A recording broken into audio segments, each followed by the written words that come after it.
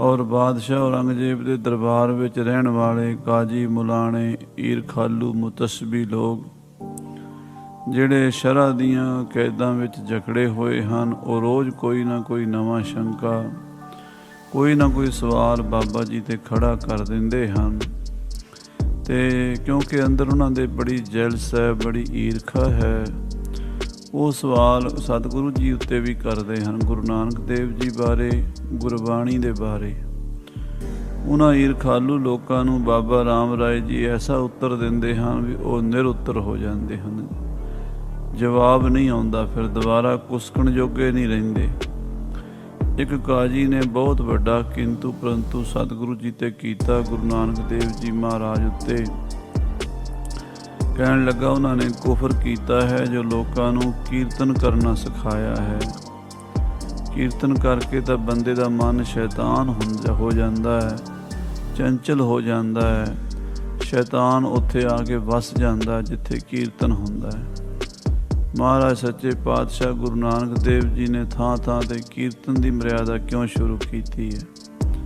ਇਹ ਸੁਣ ਕੇ ਬਾਬਾ ਰਾਮ ਰਾਏ ਜੀ ਕਹਿਣ ਲੱਗੇ ਵੀ ਕੀਰਤਨ ਤਾਂ ਅਕਾਲ ਪੁਰਖ ਨਾਲ ਜੁੜਨ ਦਾ ਸਭ ਤੋਂ ਵਧੀਆ ਵਸੀਲਾ ਹੈ ਜਿਹੜਾ ਗੁਰੂ ਨਾਨਕ ਦੇਵ ਜੀ ਨੇ ਦਿੱਤਾ ਹੈ, ਪਰ ਤੇਰੇ ਵਰਗੇ ਨਿੰਦਕਾਂ ਕੋਲੋਂ ਬਰਦਾਸ਼ਤ ਨਹੀਂ ਹੁੰਦਾ। ਜਿਵੇਂ ਉੱਲੂ ਨੂੰ ਦਿਨ ਵੇਲੇ ਦਿਸਦਾ ਨਹੀਂ, ਰਾਤ ਨੂੰ ਉੱਲੂ ਦੀਆਂ ਅੱਖਾਂ ਕੰਮ ਕਰਦੀਆਂ ਹਨ, ਹਨੇਰੇ 'ਚ ਦੇਖ ਸਕਦਾ ਪਰ ਸਾਰੀ ਦੁਨੀਆ ਚਾਨਣੇ 'ਚ ਦੇਖਦੀ ਹੈ, ਉੱਲੂ ਨਹੀਂ ਦੇਖਦਾ।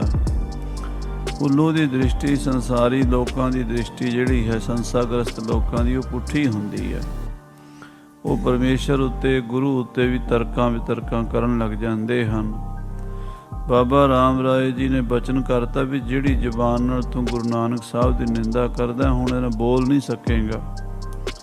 ਜ਼ੋਰ ਲਾ ਲਿਆ, ਫਿਰ ਕਾਜੀ ਗੂੰਗਾ ਹੋ ਗਿਆ, ਬੋਲ ਨਹੀਂ ਸਕਿਆ। ਸਾਰੀ ਉਮਰ ਇਸੇ ਤਰ੍ਹਾਂ ਹੀ ਕਰਦਾ ਮਰ ਗਿਆ, ਗੂੰਗਿਆਂ ਦੀ ਤਰ੍ਹਾਂ ਜ਼ਬਾਨ ਚੱਲਣੋਂ ਹਟ ਗਈ ਸੀ। ਸੋ ਇਹ ਬਚਨ ਦਿੱਲੀ 'ਚ ਹੋਏ ਹਨ। ਆਓ ਅੱਗੇ ਕਥਾ ਪ੍ਰੇਮ ਨਾਲ ਸਰਵਣ ਕਰੀਏ। ਮਨ ਬਿਰਤੀਆਂ ਸਤਿਗੁਰੂ ਮਹਾਰਾਜ ਦੇ ਚਰਨਾਂ 'ਚ ਜੋੜ ਕੇ ਆਖੀਏ ਸਤਿਨਾਮ ਸ੍ਰੀ ਵਾਹਿਗੁਰੂ ਸਾਹਿਬ ਜੀ, ਸਤਿਨਾਮ ਸ੍ਰੀ ਵਾਹਿਗੁਰੂ ਸਾਹਿਬ ਜੀ।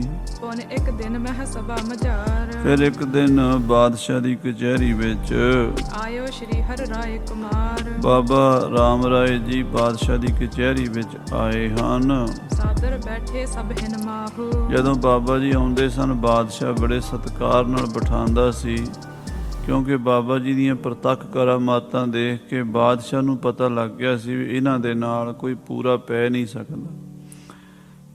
ਬੜੇ ਆਦਰ ਨਾਲ ਬਿਠਾਇਆ ਹੈ। ਬਾਬਾ ਜੀ ਆਪਣੀ ਚੌਂਕੀ ਤੇ ਬੈਠ ਗਏ ਹਨ।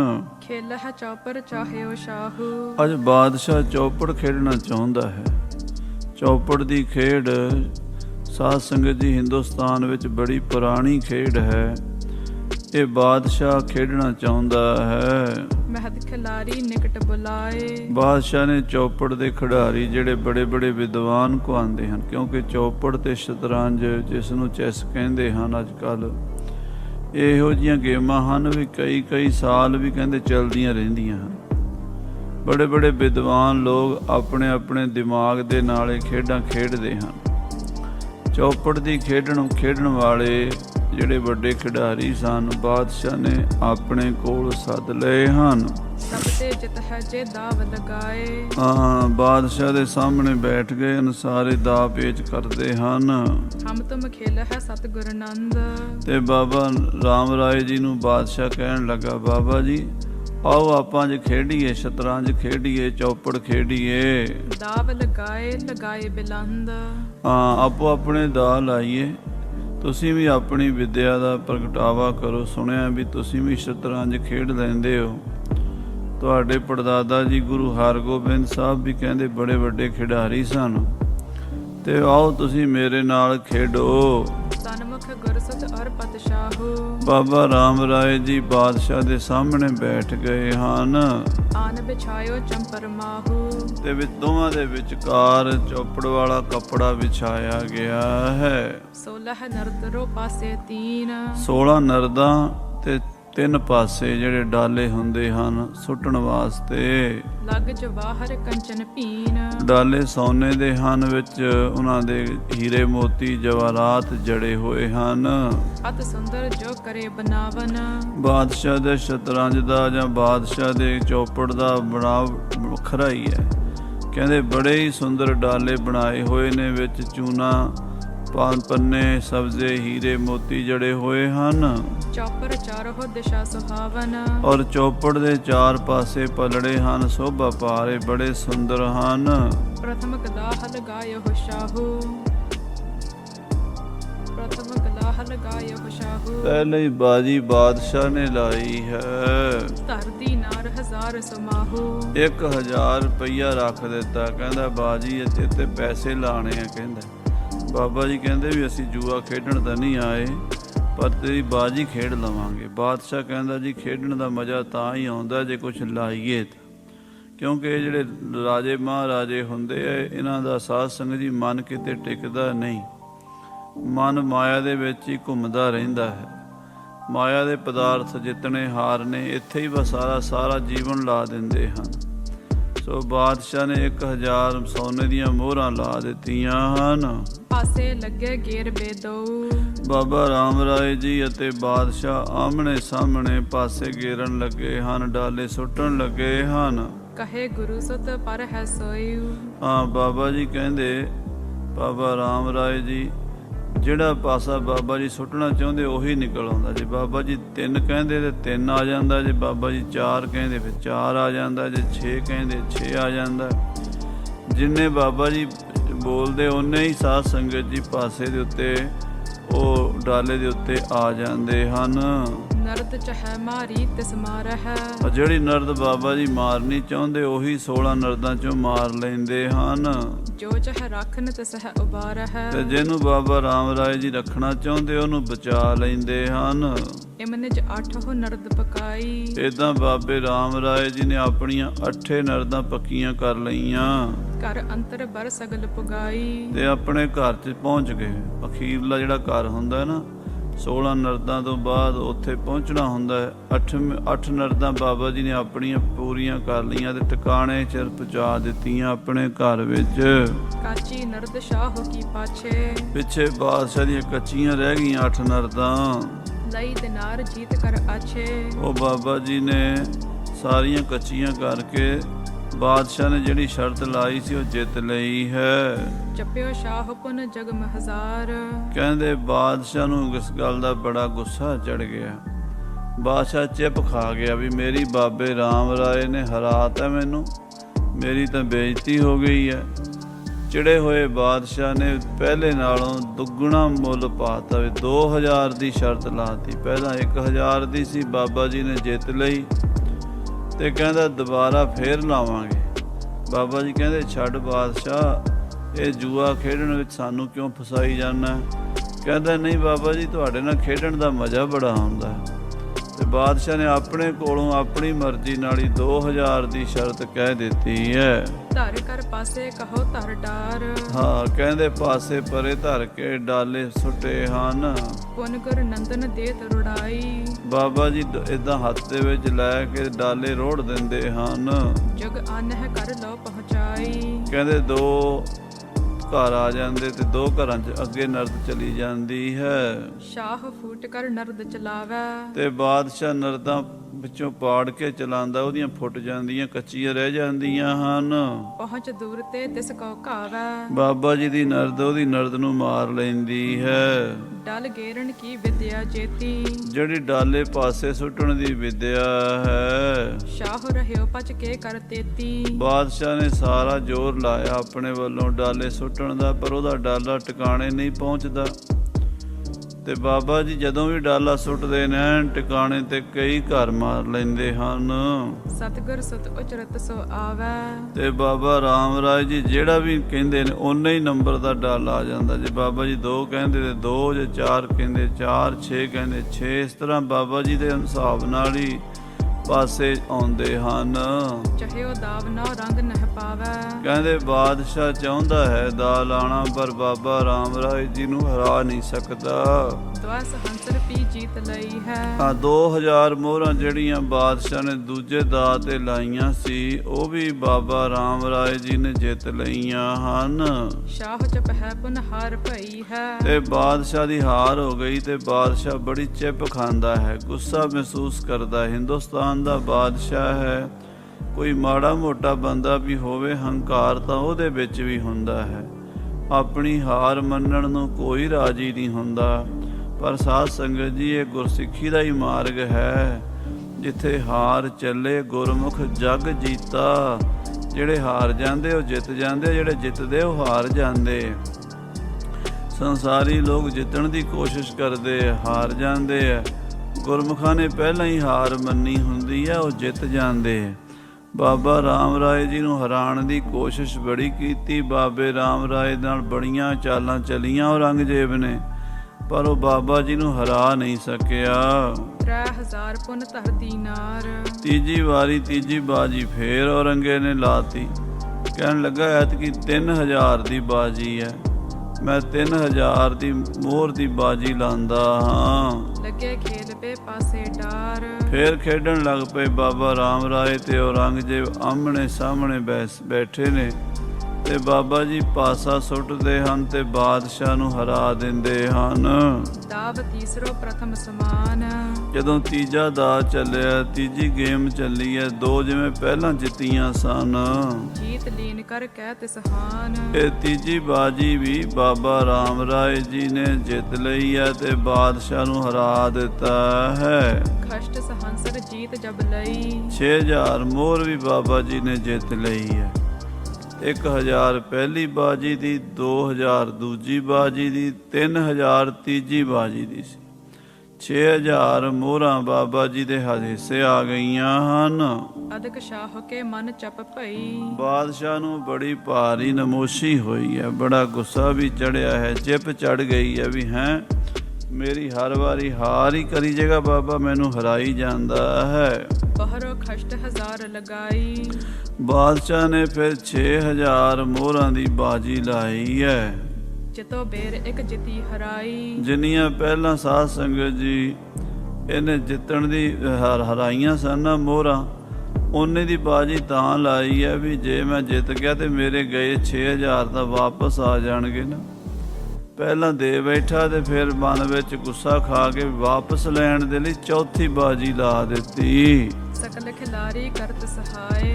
ਜਿੰਨੇ ਵੀ ਬਾਦਸ਼ਾਹ ਦੇ ਕੋਲ ਖਿਡਾਰੀ ਸਨ, ਜਿਹੜੇ ਬੜੇ ਚੰਗੇ ਚੌਪੜ ਦੇ ਖਿਡਾਰੀ ਸਨ, ਉਹ ਬਾਦਸ਼ਾਹ ਦੀ ਮਦਦ ਕਰ ਰਹੇ ਨੇ, ਉਹਦੀ ਸਹਾਇਤਾ ਕਰ ਰਹੇ ਨੇ। ਨਹਿ ਕਿਸ ਕੋ ਇੱਕ ਚਲ ਹੈ ਉਪਾਏ। ਪਰ ਉਹ ਸਾਰੇ ਵੀ ਬਾਦਸ਼ਾਹ ਨੂੰ ਜਿਤਾ ਨਹੀਂ ਸਕਦੇ। ਕੋਸ਼ਿਸ਼ ਕਰ ਰਹੇ ਨੇ, ਪਰ ਕਿਸੇ ਦਾ ਕੋਈ ਜਦਾ, ਕਿਸੇ ਦੀ ਕੋਈ ਮਦਦ ਬਾਦਸ਼ਾਹ ਦੇ ਕੰਮ ਨਹੀਂ ਆ ਰਹੀ। ਬਾਬੇ ਰਾਮ ਰਾਏ ਦੇ ਸਾਹਮਣੇ ਔਰੰਗਜ਼ੇਬ ਹਾਰੀ ਜਾਂਦਾ ਹੈ, ਬਾਰ-ਬਾਰ ਹਾਰੀ ਜਾਂਦਾ ਹੈ। ਚਾਹੇ ਸੋ ਦਾਵ ਭਰੇ ਨਹਿ ਸੋਈ। ਬਾਦਸ਼ਾਹ ਜਿਹੜੇ ਦਾਅ ਪਾਣੇ ਚਾਹੁੰਦਾ ਉਹ ਪੈਂਦੇ ਹੀ ਨਹੀਂ। ਡਾਲੇ ਵੀ ਸੁੱਟਦਾ ਹੈ, ਆਪਣੇ ਵੱਲੋਂ ਬੜੀ ਸਿਆਣਪ ਦੇ ਨਾਲ ਪਾਸਾ ਢਾਲਦਾ ਹੈ, ਪਰ ਪਾਸਾ ਉਸ ਤਰ੍ਹਾਂ ਢਲਦਾ ਨਹੀਂ ਜਿਵੇਂ ਬਾਦਸ਼ਾਹ ਚਾਹੁੰਦਾ ਹੈ। ਜਿਵੇਂ ਬਾਬਾ ਰਾਮ ਰਾਏ ਜੀ ਚਾਹੁੰਦੇ ਨੇ ਉਹ ਮਿੰਟ 'ਚ ਹੀ ਹੋ ਜਾਂਦਾ ਹੈ। ਬੈਠੇ ਕਨੇ ਕਰੇ ਕਿਆ ਕੋਈ। ਕਹਿੰਦੇ ਬਾਦਸ਼ਾਹ ਦੇ ਨਾਲ ਉਹਦੀ ਮਦਦ ਕਰਨ ਵਾਲੇ ਬੜੇ ਬੜੇ ਤਗੜੇ ਖਿਡਾਰੀ ਬੈਠੇ ਨੇ, ਜਿਹੜੇ ਬਾਦਸ਼ਾਹ ਵੱਲੋਂ ਬੜੀਆਂ ਬਾਦਸ਼ਾਹ ਨੂੰ ਸਲਾਹਾਂ ਦਿੰਦੇ ਨੇ, ਇੱਦਾਂ ਕਰੋ ਬਾਦਸ਼ਾਹ ਸਲਾਮਤ, ਤੁਸੀਂ ਇੱਦਾਂ ਕਰੋ, ਤੁਸੀਂ ਇੱਦਾਂ ਕਰੋ। ਇੱਧਰ ਬਾਬਾ ਰਾਮ ਰਾਏ ਜੀ ਇਕੱਲੇ ਹਨ ਤੇ ਬਾਦਸ਼ਾਹ ਦੀ ਮਦਦ ਤੇ ਬੜੇ ਬੜੇ ਖਿਡਾਰੀ ਬੈਠੇ ਹਨ। ਪਰ ਬਾਬਾ ਰਾਮ ਰਾਏ ਜੀ ਉਹਨਾਂ ਸਾਰਿਆਂ ਖਿਡਾਰੀਆਂ ਦੇ ਦਿਮਾਗ ਨੂੰ ਚਕਰਤ ਕਰੀ ਜਾਂਦੇ, ਹਰਾਈ ਜਾਂਦੇ ਹਨ। ਰਹੀ ਤਬੈਪੀ ਨਰਦ ਪਿਛਾਰੀ। ਕਹਿੰਦੇ ਬਾਦਸ਼ਾਹ ਦੀਆਂ ਸਾਰੀਆਂ ਹੀ ਨਰਦਾਂ ਜਿਹੜੀਆਂ ਪਿੱਛੇ ਰਹਿ ਗਈਆਂ ਤੇ ਬਾਬਾ ਜੀ ਦੀਆਂ ਨਰਦਾਂ ਆਪਣੇ ਘਰ ਪਹੁੰਚ ਗਈਆਂ। ਰਚੇ ਉਪਾਏ ਗਇਓ ਪੁਨਹਾਰੀ। ਸਾਰੇ ਉਪਾਅ ਕਰਕੇ, ਸਾਰੇ ਹੀਲੇ ਕਰਕੇ ਬਾਦਸ਼ਾਹ ਹਾਰ ਗਿਆ ਹੈ। ਰਹੇ ਉਪਾਏ ਕਰਤ ਬਹੁਤੇਰਾ। ਬੜਾ ਯਤਨ ਕਰਦੇ ਰਹੇ ਖਿਡਾਰੀ, ਬਾਦਸ਼ਾਹ ਨੂੰ ਜਿਤਾਉਣ ਦੀ ਕੋਸ਼ਿਸ਼ ਕਰਦੇ ਰਹੇ। ਵੀ ਬਾਦਸ਼ਾਹ ਨੂੰ ਜਿਤਾ ਦਈਏ, ਬਾਦਸ਼ਾਹ ਦੀ ਇੱਜ਼ਤ ਰਹਿ ਜਾਵੇ। ਪਰ ਸਾਰੇ ਖਿਡਾਰੀ ਜ਼ੋਰ ਲਾ ਕੇ ਵੀ ਬਾਦਸ਼ਾਹ ਦੀ ਮਦਦ ਨਹੀਂ ਕਰ ਸਕੇ। ਨਹੀਂ ਦਾਬ ਪਾਸੇ ਛੁਪ ਗੇਰਾ। ਕਹਿੰਦੇ ਜਿਹੜੇ ਦਾਅ ਤੇ ਉਹ ਲਿਆਉਣਾ ਚਾਹੁੰਦੇ ਸੀ ਉੱਥੇ ਬਾਬਾ ਰਾਮ ਰਾਏ ਨੂੰ ਨਹੀਂ ਘੇਰ ਸਕੇ। ਭਾਵ ਬਾਬਾ ਜੀ ਨੂੰ ਹਰਾਉਣ ਦੀ ਕੋਸ਼ਿਸ਼ ਵੀ ਨਾ ਸਾਰਿਆਂ ਨੇ ਬੜੀ ਕੀਤੀ ਹੈ, ਪਰ ਬਾਬਾ ਰਾਮ ਰਾਏ ਜੀ ਕਿਸੇ ਤੋਂ ਹਾਰ ਮੰਨਣ ਵਾਲੇ ਨਹੀਂ, ਕਿਸੇ ਤੋਂ ਹਾਰਨ ਵਾਲੇ ਨਹੀਂ। ਜਿਨ੍ਹਾਂ ਨੇ ਹਰਾਉਣ ਦੀ ਕੋਸ਼ਿਸ਼ ਕੀਤੀ ਉਹ ਆਪ ਹਾਰ ਗਏ ਹਨ। ਦੋਹਰਾ 10 ਅਰ 2 ਸਹੰਸਰ ਕੋ। ਸਾਧ ਸੰਗਤ ਜੀ 12,000 ਮੋਹਰਾਂ ਬਾਦਸ਼ਾਹ ਨੇ ਹਰਾ ਦਿੱਤੀਆਂ। 1,000 ਪਹਿਲਾਂ, 2,000 ਦੂਜੀ ਵਾਰੀ, 3,000 ਫਿਰ ਲਾਈਆਂ ਤੀਜੀ ਵਾਰੀ। ਕਿੰਨੀਆਂ ਹੋ ਗਈਆਂ? 6,000। ਚੌਥੀ ਵਾਰੀ ਉਹਨੇ 6,000 ਇਕੱਠੀਆਂ ਲਾਤੀਆਂ ਵੀ ਮੇਰੀਆਂ ਵਾਪਸ ਆ ਜਾਣ 6,000, ਉਹ ਵੀ ਗਈਆਂ। ਇੱਦਾਂ 12,000 ਮੋਹਰਾਂ ਬਾਦਸ਼ਾਹ ਅੱਜ ਹਾਰ ਗਿਆ ਹੈ ਬਾਬਾ ਜੀ ਦੇ ਸਾਹਮਣੇ। ਇਮਤੀ ਨਾਰ ਹਰਾਏ। ਇੱਦਾਂ ਸਾਧ ਸੰਗਤ ਜੀ ਦਿਨਾਰ ਸੋਨੇ ਦੀਆਂ ਮੋਹਰਾਂ ਹਰਾਈਆਂ ਹਨ ਔਰੰਗੇ ਨੇ। ਉਹਨੇ ਬਾਜ ਕੋ ਸਮੋ ਲਖ। ਹੁਣ ਨਮਾਜ਼ ਦਾ ਟਾਈਮ ਹੋ ਗਿਆ। ਜੇ ਨਮਾਜ਼ ਦਾ ਟਾਈਮ ਨਾ ਹੁੰਦਾ ਤੇ ਭਾਵੇਂ ਚੌਥੀ ਪੰਜਵੀਂ ਬਾਜੀ ਫੇਰ ਲਾ ਲੈਂਦਾ, ਕਿਉਂਕਿ ਜੁਆਰੀਆਂ ਨੂੰ ਵੀ ਬੜਾ ਭਾਰੀ ਭੈੜਾ ਪੁੱਸ ਹੁੰਦਾ ਹੈ। ਇਹ ਜੁਆਰੀ ਕਹਿੰਦੇ ਆ ਵੀ ਕਿਸੇ ਜੁਆਰੀ ਦੀ ਮਾਂ ਮਰਨ ਵਾਲੀ ਸੀ ਤੇ ਉਹ ਜੂਆ ਖੇਡ ਰਿਹਾ ਸੀ। ਕਿਸੇ ਨੇ ਆਖਿਆ ਤੇਰੀ ਮਾਂ ਅਖੀਰਲੇ ਸਵਾਸਾਂ ਤੇ ਹੈ, ਜਲ ਕੇ ਮਾਤਾ ਦੇ ਦਰਸ਼ਨ ਕਰ ਲੈ। ਕਹਿੰਦਾ ਬਸ ਇੱਕ ਬਾਜੀ ਲਾ ਕੇ ਆਇਆ। ਉਹ ਬਾਜੀ ਲਾਉਂਦਿਆਂ ਲਾਉਂਦਿਆਂ ਮਾਂ ਮਰ ਗਈ। ਉਹਨਾਂ ਨੇ ਆ ਕੇ ਸੁਨੇਹਾ ਦਿੱਤਾ ਵੀ ਮਾਤਾ ਤਾਂ ਤੇਰੀ ਗੁਜ਼ਰ ਗਈ ਹੈ। ਕਹਿੰਦਾ ਚਲੋ ਤੁਸੀਂ ਉਹਨੂੰ ਇਸ਼ਨਾਨ ਪਾਣੀ ਕਰਾਓ ਤੇ ਮੈਂ ਆਇਆ, ਉਹ ਮੈਂ ਬਾਜੀ ਲਾ ਲਵਾਂ। ਉਹ ਬਾਜੀ ਲਾਉਂਦਾ ਰਿਹਾ। ਉਹਨਾਂ ਨੇ ਨਵਾ ਧਵਾ ਕੇ ਕੱਪੜੇ ਵੀ ਮਾਤਾ ਦੇ ਬਦਲ ਦਿੱਤੇ, ਉਹਦਾ ਬਿਬਾਨ ਵੀ ਸਜਾ ਲਿਆ। ਫਿਰ ਉਹਨਾਂ ਨੇ ਆਖਿਆ ਵੀ ਹੁਣ ਤਾਂ ਬਿਬਾਨ ਤਿਆਰ ਹੈ, ਹੁਣ ਤੇ ਆ ਜਾ ਸੰਸਕਾਰ ਕਰਨ ਚੱਲੀਏ। ਕਹਿੰਦਾ ਤੁਸੀਂ ਉੱਥੋਂ ਲੈ ਕੇ ਮੜੀਆਂ ਵੱਲ ਚੱਲੋ ਤੇ ਮੈਂ ਬਾਜੀ ਲਾ ਕੇ ਆਇਆ। ਉਹ ਜਦੋਂ ਮੜੀਆਂ ਤੱਕ ਪਹੁੰਚੇ ਤੇ ਮਸੀਂ ਉਹਦੀ ਬਾਜੀ ਮੁੱਕੀ ਤੇ ਪਤਾ ਨਹੀਂ ਕਿਵੇਂ ਔਖੇ ਸੌਖੇ ਹੋ ਕੇ ਮਾਂ ਨੂੰ ਲਾਂਬੂ ਲਾ ਕੇ ਫਿਰ ਬਾਜੀ ਖੇਡਣ ਲੱਗ ਪਿਆ। ਇਹ ਜੁਆਰੀਆਂ ਦੀ ਤਾਂ ਇਹੋ ਜਿਹੀ ਹਾਲਤ ਹੁੰਦੀ ਹੈ। ਮਹਾਰਾਜ ਦੀ ਬਾਣੀ 'ਚ ਬਚਨ ਆਉਂਦਾ, ਜੁਆਰੀ ਜੂਏ ਮੈਂ ਚੀਤ। ਜੁਆਰੀਆਂ ਦਾ ਜੂਏ ਵਿੱਚ ਚਿੱਤ ਹੁੰਦਾ ਹੈ। ਸ੍ਰੀ ਗੁਰੂ ਗੋਬਿੰਦ ਸਿੰਘ ਸਾਹਿਬ ਜੀ ਮਹਾਰਾਜ ਨੇ ਆਪਣੀ ਬਾਣੀ 'ਚ ਲਿਖਿਆ, ਸਭ ਤੇ ਜਗ ਜੂਆ ਬੁਰੋ। ਸੰਸਾਰ 'ਚ ਸਭ ਤੋਂ ਭੈੜੀ ਬਿਮਾਰੀ ਜੂਏ ਦੀ ਹੈ। ਵੈਸੇ ਤਾਂ ਐਬ ਹੋਰ ਵੀ ਬੜੇ ਨੇ, ਚੋਰੀ, ਯਾਰੀ, ਠੱਗੀ, ਬੇਈਮਾਨੀ, ਸ਼ਰਾਬ, ਕਬਾਬ, ਕਈ ਤਰ੍ਹਾਂ ਦੇ ਬੰਦੇ ਨੂੰ ਐਬ ਹੁੰਦੇ ਨੇ, ਪਰ ਜੂਏ ਦਾ ਐਬ ਭੈੜਾ ਹੁੰਦਾ ਹੈ। ਘਰ-ਬਾਰ ਸਭ ਬਰਬਾਦ ਕਰ ਦਿੰਦਾ ਹੈ। ਪਾਂਡਵਾਂ ਨੇ ਸਾਰਾ ਕੁਝ ਜੂਏ 'ਚ ਹੀ ਹਰਾ ਲਿਆ, ਆਪਣੀ ਰਾਣੀ ਵੀ ਹਰਾ ਲਈ, ਪਤਨੀ ਵੀ ਹਰਾ ਲਈ, ਹੋਰ ਕੀ ਰਹਿ ਗਿਆ ਪਿੱਛੇ। ਸੋ ਇਹ ਜੂਏ ਦੀ ਇਹੋ ਜਿਹੀ ਲੱਤ ਹੈ, ਵੱਡੇ ਵੱਡੇ ਬੰਦਿਆਂ ਦਾ ਦਿਮਾਗ ਖਰਾਬ ਕਰ ਦਿੰਦੀ ਹੈ। ਬਾਦਸ਼ਾਹ ਚੌਥੀ ਪੰਜਵੀਂ ਵਾਰੀ ਵੀ ਹਾਰ ਗਿਆ ਬਾਬਾ ਜੀ ਦੇ ਨਾਲ ਜੂਆ ਖੇਡ ਕੇ। ਹਾਲਾਂਕਿ ਬਾਬਾ ਜੀ ਤਾਂ ਕਹਿੰਦੇ ਵੀ ਨਾ ਭਾਈ ਸਾਡਾ ਕੰਮ ਨਹੀਂ, ਅਸੀਂ ਨਾ ਇਹ ਪੈਸਾ ਲੈਣਾ, ਨਾ ਸਾਨੂੰ ਸ਼ਰਤ ਤੇ, ਨਾ ਬਾਬਾ ਜੀ ਨੇ ਕੋਈ ਸ਼ਰਤ ਲਾਈ। ਉਹ ਬਾਦਸ਼ਾਹ ਆਪ ਹੀ ਲਾਉਂਦਾ ਸੀਗਾ। ਬਾਬਾ ਜੀ ਦਾ ਉੱਦਾਂ ਖੇਡ ਖੇਡਣੀ ਹੋਰ ਗੱਲ ਹੈ। ਉਹ ਇੱਕ ਤਰ੍ਹਾਂ ਦੀ ਦਿਮਾਗੀ ਕਸਰਤ ਹੈ। ਸ਼ਤਰੰਜ ਹੋਵੇ, ਚੌਪੜ ਹੋਵੇ, ਇਹ ਇੱਕ ਵਿੱਦਿਆ ਹੈ। ਇਹਦੇ ਵਿੱਚੋਂ ਜੰਗ ਯੁੱਧ ਦੀ ਵਿੱਦਿਆ ਵੀ ਇਹਦੇ ਵਿੱਚੋਂ ਨਿਕਲਦੀ ਹੈ। ਜਿਹੜੀ ਰਾਜਨੀਤੀ ਹੈ, ਰਣਨੀਤੀ ਹੈ, ਉਹਦੇ ਵਿੱਚ ਦਿਮਾਗ ਨੂੰ ਤਿੱਖਾ ਕਰਨ ਵਾਲੀ ਖੇਡ ਹੈ। ਪਰ ਪੈਸੇ ਲਾ ਕੇ ਖੇਡਣਾ ਕਿਸੇ ਵੀ ਖੇਡ ਨੂੰ, ਜੂਆ ਇਕੱਲਾ ਸ਼ਤਰੰਜ 'ਤੇ ਜਾਂ ਚੌਪੜ 'ਤੇ ਨਹੀਂ ਖੇਡਦੇ। ਜੂਆ ਸਾਧ ਸੰਗਤ ਜੀ ਅੱਜ ਕੱਲ੍ਹ ਹਰ ਚੀਜ਼ 'ਤੇ ਹੁੰਦਾ। ਆ ਜਿਹੜੀ ਪਹਿਲਵਾਨਾਂ ਦੀਆਂ ਕੁਸ਼ਤੀਆਂ ਹੁੰਦੀਆਂ ਤੇ ਵੀ ਲੋਕ ਲਾ ਦਿੰਦੇ ਆ ਬਾਜੀ, ਜੇ ਫਲਾਣਾ ਪਹਿਲਵਾਨ ਜਿੱਤ ਗਿਆ ਤਾਂ ਮੈਂ ਇੰਨੇ ਦਿਆਂਗਾ, ਤੇ ਜੇ ਉਹ ਜਿੱਤ ਗਿਆ ਤੇ ਫਿਰ ਮੈਂ ਇੰਨੇ ਲਾਵਾਂਗਾ। ਇੱਦਾਂ ਵੀ ਹੁੰਦਾ। ਤੋ ਸਾਧ ਸੰਗਤ ਜੀ ਬਾਦਸ਼ਾਹ ਹਾਰ ਗਿਆ। ਨਮਾਜ਼ ਦਾ ਟਾਈਮ ਹੋ ਗਿਆ ਤਾਂ ਉੱਠਿਆ। ਜੇ ਕਿਤੇ ਨਮਾਜ਼ ਨਾ ਪੜ੍ਹਨੀ ਹੁੰਦੀ ਸ਼ਾਇਦ ਇੱਕ ਦੋ ਬਾਜ਼ੀਆਂ ਹੋਰ ਲਾ ਲੈਂਦਾ। ਹਾਂਜੀ, ਉੱਠਿਓ ਸ਼ਾਹ ਪਛਤਾਏ। ਬਾਦਸ਼ਾਹ ਜਦੋਂ ਇਸ ਤਰ੍ਹਾਂ 12,000 ਮੋਹਰਾਂ ਵੀ ਹਾਰ ਗਿਆ ਤੇ ਸ਼ਰਮਿੰਦਾ ਵੀ ਬੜਾ ਹੋਇਆ ਤੇ ਹੁਣ ਨਮਾਜ਼ ਦਾ ਬਹਾਨਾ ਕਰਕੇ ਉੱਠਿਆ ਹੈ, ਵਿੱਚੋਂ ਦੁਖੀ ਬੜਾ ਹੋਇਆ ਹੈ। ਜੀਤ ਮੋਹਰ ਨਿਜ ਸੰਗ ਲੈ। ਬਾਬਾ ਜੀ ਜਿੱਤ ਗਏ ਹਨ ਤੇ ਮੋਹਰਾਂ ਲੈ ਕੇ ਆਏ ਹੋ ਸਿਵਰ ਮਝਾਰ। ਆਪਣੇ ਡੇਰੇ 'ਚ ਆ ਗਏ ਹਨ।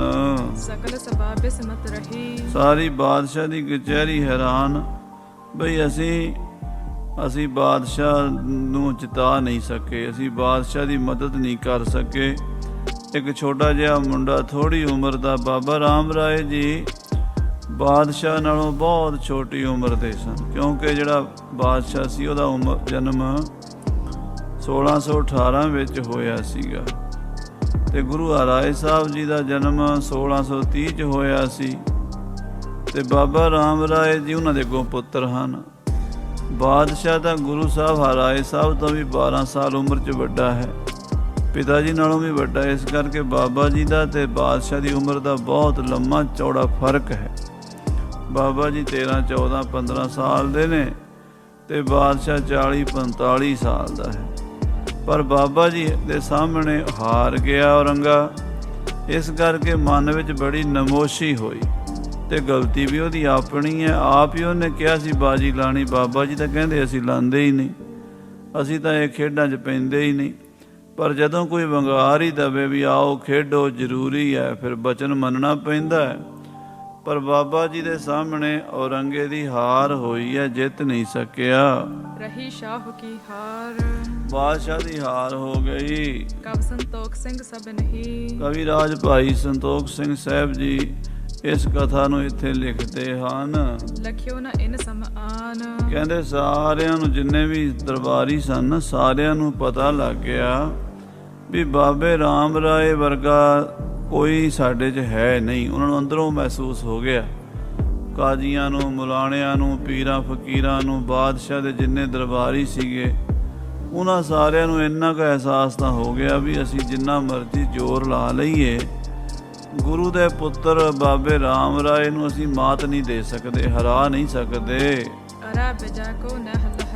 ਜਿਹੜਾ ਵੀ ਇਹਨਾਂ ਦੇ ਨਾਲ ਅੜੇਗਾ ਸੋ ਝੜ ਜਾਏਗਾ, ਜਿੱਤ ਇਹਨਾਂ ਨਾਲ ਸਕਦਾ ਨਹੀਂ ਕੋਈ, ਕਿਉਂਕਿ ਮਹਾਰਾਜ ਪਰਮੇਸ਼ਰ ਅਕਾਲ ਪੁਰਖ ਜਿਨ੍ਹਾਂ ਦੇ ਵੱਲ ਹੋਵੇ ਉਹ ਕਦੀ ਹਾਰਦੇ ਨਹੀਂ ਹੁੰਦੇ। ਜਿਸ ਦੇ ਕਰਤਾ ਵੱਲ ਸੋ ਕਦੇ ਨਾ ਹਾਰਦਾ। ਜਿਹਦੇ ਵੱਲ ਮਹਾਰਾਜ ਗੁਰੂ ਨਾਨਕ ਦੇਵ ਜੀ ਦਾ ਹੱਥ ਹੈ ਉਹ ਕਦੀ ਹਾਰ ਨਹੀਂ ਸਕਦਾ। ਸਭ ਹੀ ਰੀਤ ਮਹਾਨ, ਸਭ ਤਰ੍ਹਾਂ ਨਾਲ ਗੁਰੂ ਨਾਨਕ ਦਾ ਘਰ ਮਹਾਨ ਹੈ ਤੇ ਬਾਬਾ ਰਾਮ ਰਾਏ ਜੀ ਨੂੰ ਗੁਰੂ ਘਰ ਦਾ ਥਾਪੜਾ ਹੈ। ਜਿਹਦੇ ਤੇ ਗੁਰੂ ਦਾ ਥਾਪੜਾ ਹੋਵੇ ਉਹਦੀ ਹਰ ਮੈਦਾਨ ਫਤਿਹ ਹੁੰਦੀ ਹੈ। ਦੋਹਰਾ ਸ਼੍ਰੀ ਸਤਿਗੁਰ ਨੰਦਨ ਤਹਾ, ਸੋ ਬਾਬਾ ਰਾਮ ਰਾਏ ਜੀ ਨੇ ਉੱਥੇ ਦਿੱਲੀ ਦੇ ਵਿੱਚ ਬਸਿਓ ਸਮੋ ਵਿਸਾਲ, ਬੜੇ ਕੌਤਕ ਕੀਤੇ ਹਨ। ਰੋਜ਼ ਮਜਨੂ ਦੇ ਟਿੱਲੇ ਤੇ ਦੀਵਾਨ ਵੀ ਸਜਾਉਂਦੇ ਸਨ। ਸਵੇਰੇ ਗੁਰਬਾਣੀ ਦੀ ਆਸਾ ਦੀ ਵਾਰ ਦੀ ਚੌਂਕੀ ਲੱਗਦੀ ਸੀ, ਕਥਾ ਹੁੰਦੀ ਸੀ, ਗੁਰਬਾਣੀ ਦਾ ਨਿਤਨੇਮ ਸੰਗਤਾਂ ਕਰਦੀਆਂ ਰਹਿੰਦੀਆਂ। ਕੋਈ ਸੁਖਮਨੀ ਸਾਹਿਬ ਦਾ ਪਾਠ ਕਰੇ, ਕੋਈ ਜਪਜੀ ਸਾਹਿਬ ਦਾ, ਕੋਈ ਦੱਖਣੀ ਓਂਕਾਰ ਦਾ, ਕੋਈ ਹੋਰ ਗੁਰਬਾਣੀ ਦੇ ਕੀਰਤਨ ਭਜਨ ਨਾਲ ਜੁੜੇ ਰਹਿੰਦੇ।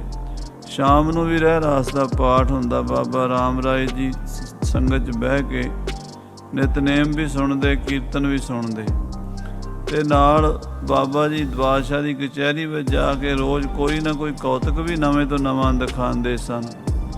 ਸੋ ਦਿੱਲੀ ਸ਼ਹਿਰ ਦੇ ਵਿੱਚ ਆਲੇ ਦੁਆਲੇ ਬਾਬਾ ਜੀ ਦਾ ਜਸ ਬੜਾ ਜ਼ਿਆਦਾ ਪਸਰ ਗਿਆ। ਕਰਿਓ ਬਿਤਾਵਨ ਕੋ ਜਬੈ, ਕਹਿੰਦੇ ਬਾਬਾ ਜੀ ਨੇ ਬਹੁਤ ਸਮਾਂ ਦਿੱਲੀ 'ਚ ਬਤੀਤ ਕੀਤਾ ਹੈ, ਬਹੁਤ ਸਮਾਂ ਦਿੱਲੀ 'ਚ ਰਹੇ ਹਨ ਬਾਬਾ ਰਾਮ ਰਾਏ ਜੀ। ਮਰੀ ਭਰੀ ਇੱਕ ਕਾਲ, ਤੇ ਫਿਰ ਸ਼ਹਿਰ ਵਿੱਚ ਸਾਧ ਸੰਗਤ ਜੀ ਹੈਜੇ ਦੀ ਬਿਮਾਰੀ ਫੈਲ ਗਈ, ਮਰੀ ਪੈ ਗਈ। ਮਰੀ ਦਾ ਮਤਲਬ ਹੁੰਦਾ ਜਿਵੇਂ ਆ ਪਿੱਛੇ ਜੀ ਹੁਣ ਕਰੋਨੇ ਨੇ ਬੜੇ ਲੋਕਾਂ ਦੀ ਜਾਨ ਲਈ ਹੈ, ਇਹਨੂੰ ਵਬਾ ਵੀ ਕਹਿ ਦਿੰਦੇ ਨੇ, ਮਰੀ ਵੀ ਕਹਿ ਦਿੰਦੇ ਨੇ ਵੀ ਕੋਈ ਬਿਮਾਰੀ ਮਹਾਂਮਾਰੀ ਫੈਲ ਜਾਣੀ। ਜਿਵੇਂ ਸਾਧ ਸੰਗਤ ਜੀ 1903 ਦੇ ਵਿੱਚ ਪਲੇਗ ਫੈਲੀ ਸੀ ਤੇ ਉਸ ਤੋਂ ਬਾਅਦ ਵੀ ਕਈ ਵਾਰੀ ਫੈਲੀ ਹੈ। ਹਜ਼ਾਰਾਂ ਲੋਕ, ਲੱਖਾਂ ਲੋਕ ਪਲੇਗ ਨਾਲ ਹੀ ਮਰ ਜਾਂਦੇ। ਬਾਬਾ ਅਮਿਤ ਸਿੰਘ ਜੀ ਬ੍ਰਹਮ ਗਿਆਨੀ ਮਹਾਂਪੁਰਸ਼ ਜਿਨ੍ਹਾਂ ਨੇ ਸੱਚਖੰਡ ਸ੍ਰੀ ਹਜ਼ੂਰ ਸਾਹਿਬ ਮਾਤਾ ਸਾਹਿਬ ਦੇਵਾਂ ਜੀ ਦੇ ਅਸਥਾਨ ਦੀ ਸੇਵਾ ਸ਼ੁਰੂ ਤੋਂ ਲੈ ਕੇ ਕਰਾਈ ਹੈ, ਉਹਨਾਂ ਮਹਾਂਪੁਰਸ਼ਾਂ ਦਾ ਸਾਰਾ ਪਰਿਵਾਰ ਹੀ ਪਲੇਗ ਦੇ ਰੋਗ ਕਰਕੇ ਚੜ੍ਹਾਈ ਕਰ ਗਿਆ ਸੀ, ਇਕੱਲੇ ਰਹਿ ਗਏ ਸੀ ਤੇ ਫਿਰ ਦਲ ਪੰਥ ਵਿੱਚ ਆ ਕੇ ਬ੍ਰਹਮ ਗਿਆਨੀ ਮਹਾਂਪੁਰਸ਼ਾਂ ਦੀ ਸੰਗਤ ਕਰਕੇ ਮਹਾਂਪੁਰਸ਼ ਬ੍ਰਹਮ ਗਿਆਨੀ ਬਣ ਗਏ ਔਰ ਸੱਚਖੰਡ ਸ੍ਰੀ ਹਜ਼ੂਰ ਸਾਹਿਬ ਪੂਜਨੀਕ ਮਾਤਾ ਜੀ ਦੇ ਅਸਥਾਨ ਦੀ ਸੇਵਾ ਸਾਰਾ ਜੀਵਨ ਉੱਥੇ ਲਾ ਦਿੱਤਾ।